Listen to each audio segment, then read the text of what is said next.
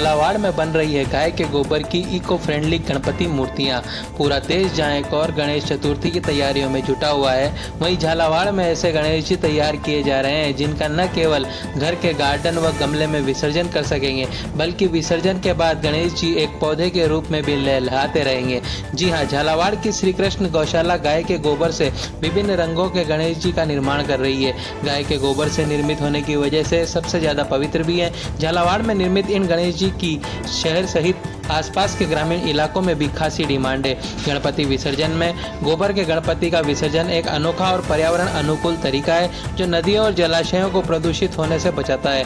गोबर से बने गणपति बप्पा की मूर्तियां न केवल आकर्षक होती हैं, बल्कि विसर्जन के बाद ये पौधे के रूप में भी विकसित हो सकती है। झालावाड़ की श्री कृष्ण गौशाला ने इस बार गणेश चतुर्थी के मौके पर 500 से अधिक गोबर के गणपति बनाए हैं, जिनमें से अधिकांश बिक चुके हैं और गाय के गोबर से बनी इन गणपति की मूर्तियों की डिमांड लगातार बढ़ती जा रही है। जयंत पोरवाल, झालावाड़ किरण न्यूज।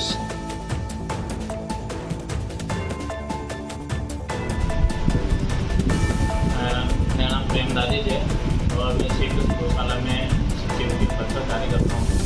प्रतिवर्ष देखने में आता है कि नए तालाब में जब ये गणेश जी का विसर्जन करते हैं तो पीओपी के जो गणेश जी होते हैं वो उसमें पूरी तरह से घुल नहीं पाते हैं और इससे जो तालाब का पानी भी वो भी लगातार खराब होता जाता है। तो इस बार श्री कृष्ण गौशाला सोच रहे कि क्यों नहीं हम गोबर के गणेश जी बनाए जाएँ, क्योंकि कहा भी जाता है कि गोबर में लक्ष्मी जी का वास होता है। तो गोबर के गणेश जी जब बनाएंगे तो जो भी इसकी स्थापना करेंगे उनको रिद्धि सिद्धि सब प्रकार से मिलने वाली है। तो इसके लिए हमने नागपुर में गौशाला है स्वानंद गौशाला, वो पहले से बनाती हुई आ रही है। तो हमने उनसे संपर्क किया।